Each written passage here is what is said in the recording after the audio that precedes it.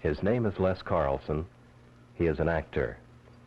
And when he's working a season at the Oregon Shakespearean Festival in Ashland, his day begins early.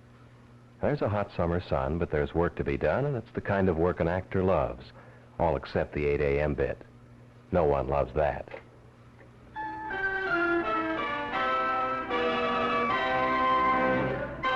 But Les Carlson is an Ashland veteran, and he knows what a tough grind it is to prepare 4 full-scale Shakespearean productions in 6 weeks, and then to play them in nightly rotation for 6 weeks.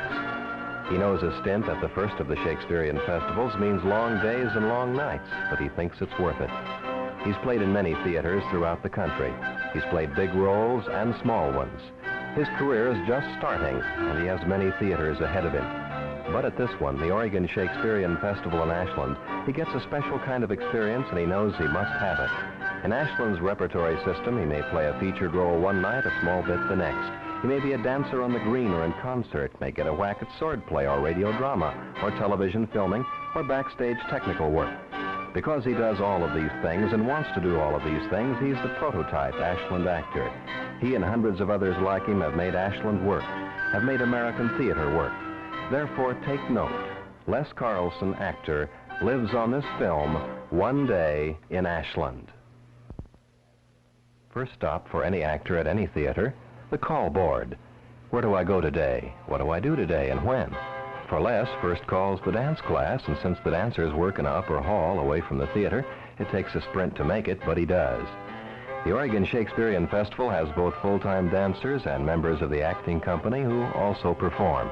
Les is of the latter, but he must make the regular morning dance class to keep in shape for the rigors of Elizabethan dancing, and it's good for his body discipline as an actor, too.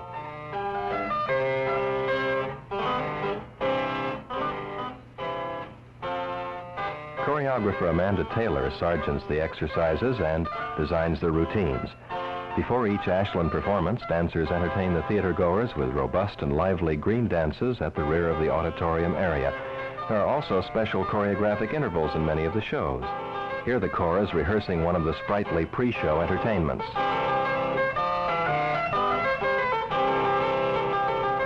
By the time the repertory run opens in Ashland, the dance troupe is engrossed in an exacting schedule. They appear for a full cycle of dances before each show. Many of them make a quick change and then appear in the production itself. In addition to this, there are Sunday concerts and special television and club dates throughout a wide area. Well, a lot of energy has been burned already, and it isn't even mid-morning. But in the opinion of many actors, it's the demand of theater rather than the reward that beckons most soundly. The demand you can count on, the reward you cannot, and still they come. One more wild circle and then exeunt the dancers. Well, there's another item on the agenda, though, and it follows hard upon. Time at least for a cigarette break? Well, yes, that is, if you happen to have a cigarette. And if you haven't, well, it's a friendly company in Ashland.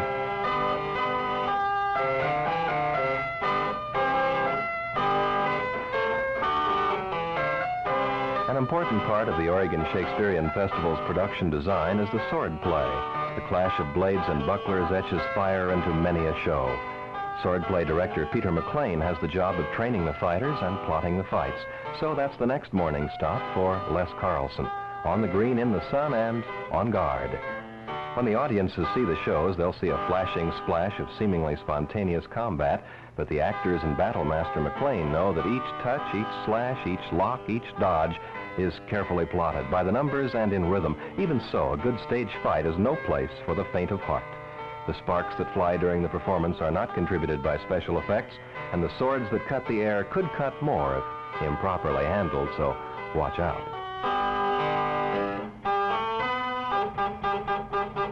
And next on the slate for Les, an 11 o'clock costume fitting with costume designer Douglas Russell.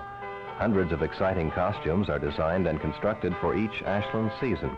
In the wardrobe workshop, machines whir early and lights burn late to get the extravagant productions mounted on time. Here, designer Russell is joined by costumer Marie Chesley. Actor Carlson will have to be fitted for a dozen or more costumes in the 4 productions. So will all of the Oregon Festival's 50-member acting company. Time is a precious item in the costume room, but care must not suffer.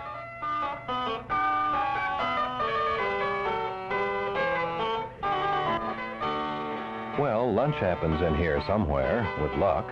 Often it's just a quick sandwich, and sometimes you carry it with you because the schedule doesn't give, you do. Mornings are a melange of special appointments, but from 1 p.m. on, the main rehearsals rule the day. At 1 o'clock daily, it's company call, time to check the roster for the group's general condition, and time to launch the 9-hour grind of major rehearsals. Actors Christopher Newton, Nagle Jackson, and Graham Woodruff are in attendance to work and to watch. For growth is accomplished in many ways, and the talent quotient in Ashland is high. Director Ed Brubaker has first call on the company this particular day. Staunchly atop the director's ramp, he keeps an alert eye on the work of actors Edward Winter and Jerry Larson. And Les Carlson, not in this show, also watches. He expects to learn much in Ashland, and this is one of the ways, listening and observing. Most performers at the Oregon Shakespearean Festival have accepted theater as a serious career, and many that work on the Ashland stage continue in other prominent theaters. This seriousness of purpose tightens the concentration at all rehearsal sessions, and there isn't much time. Much happens every moment and must be remembered. But as we said, an actor's day in Ashland has many stops. Les can watch only some of the Brubaker rehearsal. He has his own on-stage call at 2:15, and in the meantime, though, time for a quick visit to a public relations department for another appointment. This time, it's a radio interview. News of the season, the theater, and the company is sent annually to a worldwide audience via radio, television, and the press.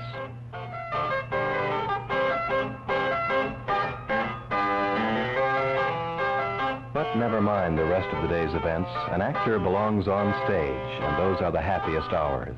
Yes, it's hot in the afternoon sun, and maybe the blocking is rough, and maybe you wish you had that bigger, grander role, but you're on stage, and that is good. And it's good to be working with a colleague like Nagle Jackson. You connect, and something happens. And the director's job, Charles Taylor in this case, is to make sure that it does happen, and in the right direction. Well, it's cooler now, and afternoon is ending. Time for a moment with producing director Angus Bowmer. He founded the Oregon Shakespearean Festival.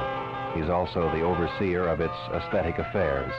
He's also concerned with the personal affairs of his 100-member company. Les Carlson is one of that company, needing, in addition to a cigarette, a bit of advice. He gets both. Now the green and cool hour, the quiet hour. There is in Ashland a street called Hargadine. It is close to the theater. Many of the actors live in Hargadine colonies, and several of them meet at 5:30 daily for a ritual called the Lawn Club. The late sun cuts sideways through the leaves. There are hunks of cheese and crackers and company friends like actor John Sandoe, director Ed Brubaker, and music from an open apartment door. Time to talk, time to examine the fears and joys of theater, time to laugh, time to linger, time to look at the light through the leaves and be entirely glad. And oh yes, time to learn a few lines too. Trees and grass and friends and music and poetry, they all go well together.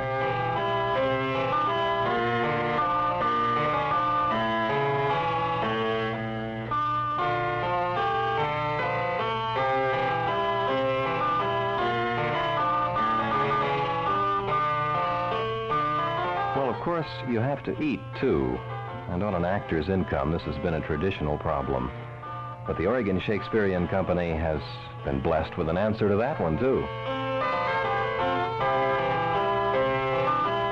First, a cooling whirl down a southern Oregon byroad, with twilight wind to score it, and handsome Rogue Valley hills right there ready to backdrop it.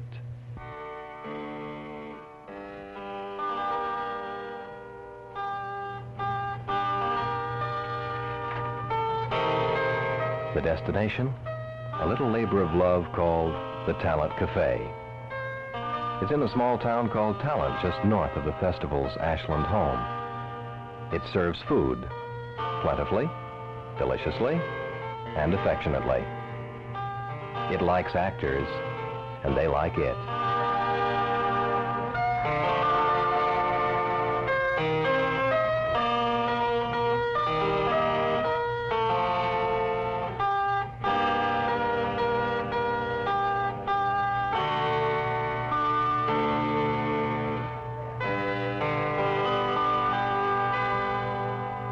And alone time is necessary too. Les Carlson finds that time between dinner and the night call. There isn't much sun left now, and it's crossways through the green. But now an actor can run a scene to see if he knows it, to see if he feels it, to see if he can work with it, to see if he is ready. And as the words and the movements weave into a texture, the actor knows this moment is right. He can say, I have chosen a tough career. I have chosen to thrive on a reality that is fantasy to most, to live in a worldless world of ageless age and timeless time that is dream to most. I have chosen to have no instant forever, no chartable ever, no tenable lever. I may get from this nothing but a magnificent mystery, and I must give more than I get, for I am the instrument of another's whilom dally. I may be hard-pressed to square this choice with the ways of ease and comfort, but I am an actor, and I have chosen well. It's night now, and esoterics must lead back to sweat, and that's part of it too. Director Richard Risso leads the night rehearsal call. There are problems. Things don't feel quite right. They must stop and re-examine and do again. But they know from past hours glittering under the lights that the payoff always has spangles in it. While rehearsing, there is the memory of performances of years gone by. Performances like this moment, another year during the Taming of the Shrew. They were ready then, and 1,100 people watched the opening and loved it. 1,100 people and more will again. That's why the actor can tolerate the tough and tiring nights that precede the moment of magic.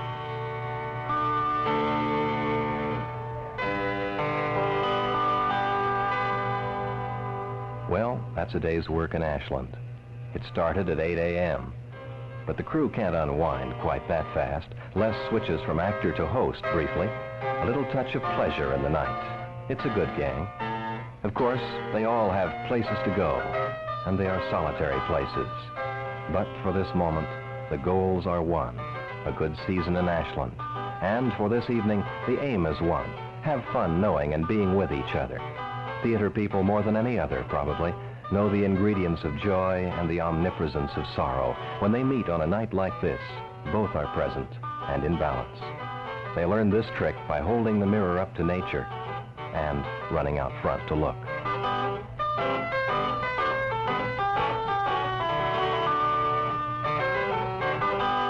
And then the day must end. Some success today, some failure. A lot of hard work and a couple of laughs. And a nervous notion of tomorrow's challenge. It's always coming up, and you know it. But there's a warmth of confidence that that challenge, like the others, will be met. But anyway, good night, not goodbye.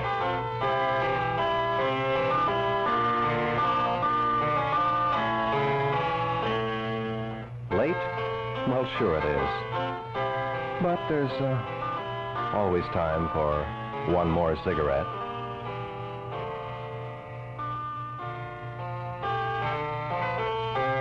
One more? No more.